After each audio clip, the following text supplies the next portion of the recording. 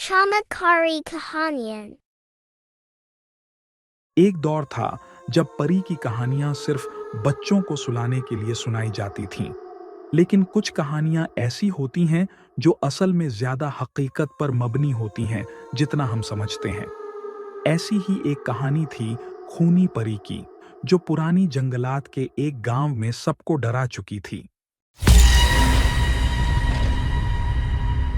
गांव के लोग अक्सर अपने बुजुर्गों से सुनते थे कि एक वक्त था जब इस गांव के आसपास एक खूबसूरत परी रहती थी। वो लोगों की मदद करती, उन्हें अपने हुस्न से मोहित कर देती और हर तरफ खुशी का माहौल था। लेकिन एक दिन कुछ ऐसा हुआ जो उस परी को हमेशा के लिए बदल गया। गांव के बदनाम जादूगर ने परी को अपने जाल में फंसाया और उसकी रूह को छीनकर उसे कातिल बना दिया। जब से उस परी ने खून का पहला कतरा चखा, वो एक खूनी औरत बन गई। रात के अंधेरे में वो उन लोगों का पीछा करती जो जंगल के करीब जाते। कहते हैं कि जो भी उसकी आंखों में देखता वो हमेशा के लिए खो जाता। एक रात 3 दोस्तों अफान, मुस्कान और फरयाल ने फैसला किया कि वो गांव की इस कहानी की हकीकत जानने जंगल जाएंगे। अफान ने हंसते हुए कहा, यार ये सब बकवास है, आज तक किसने परी देखी है। मुस्कान, जो जरा एडवेंचरस थी, मान गई। फरयाल ने चुपके से कहा, मुझे कुछ सही नहीं लग रहा, लोग कहते हैं वो परी अब भी जंगल में भटकती है। लेकिन अफान और मुस्कान ने ज्यादा नहीं सोचा। वो तीनों रात को टॉर्चेस लेकर जंगल में चल दिए। जंगल के अंदर हर तरफ सन्नाटा था, सिर्फ हवा का जोर से गुजरना और कभी कभी जानवरों की हल्की सी आवाज सुनाई देती थी।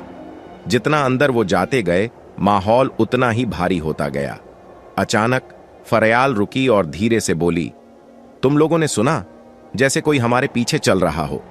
अफान ने हंसते हुए कहा, बस हवा का असर है। लेकिन मुस्कान ने भी कुछ अजीब महसूस किया। हवा एक अजीब सी सर्दी से भरी हो गई थी। वो आगे बढ़ते गए जब तक एक पुरानी छतरी हुई लकड़ी की झोपड़ी नजर नहीं आई। ये क्या जगह है? अफान ने चुपके से कहा। अचानक एक हवा का जोर से झटका आया और झोपड़ी का दरवाजा जोर से खुल गया। अंदर का मंजर देखकर उन सबके होश उड़ गए। दीवार पर खून के निशान थे और एक अजनबी तरीके से लिखा था, जंगल की परी अब खून पीती है। अचानक झोपड़ी के बाहर से एक अजीब सी चीख सुनाई दी। वो सब डर के मारे वापस जंगल की तरफ भागने लगे, लेकिन अंधेरा और ज्यादा घना हो गया था।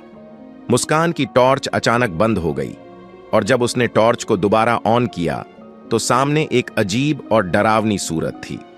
वो एक औरत थी, लंबी, सुंदर, लेकिन उसकी आंखें बिल्कुल लाल थीं, जैसे उसने अभी अभी खून पिया हो। तुम लोग यहां क्यों आए हो? उसकी आवाज जंगल के अंदर गूंज गई। मुस्कान और फरयाल चिल्लाने लगी, लेकिन अफान वहीं खड़ा रह गया, जैसे वो उस परी की आंखों में खो गया हो। परी उसके करीब आई और धीरे से कहा, तुम्हें भी यह जंगल पसंद आएगा। अचानक अफान जमीन पर गिर गया और उसकी आंखों से खून बहता नजर आने लगा। फरयाल ने मुस्कान को पकड़ लिया और दोनों भागने लगीं, लेकिन जंगल का रास्ता गुम हो गया था। परी की हंसी रात में गूंज गई और उसने कहा, जो भी मेरे जंगल में आएगा वो यहीं रहेगा। लेकिन मुस्कान ने हिम्मत करके एक पत्थर उठाया और परी की तरफ फेंक दिया। पत्थर लगते ही परी की हंसी रुक गई और उसका शरीर धुंध में तब्दील होने लगा।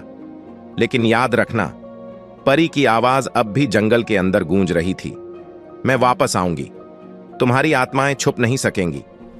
मुस्कान और फरयाल जंगल से भागकर गांव वापस पहुंच गईं, लेकिन वो राज हमेशा उनके दिलों में छुपा रहा।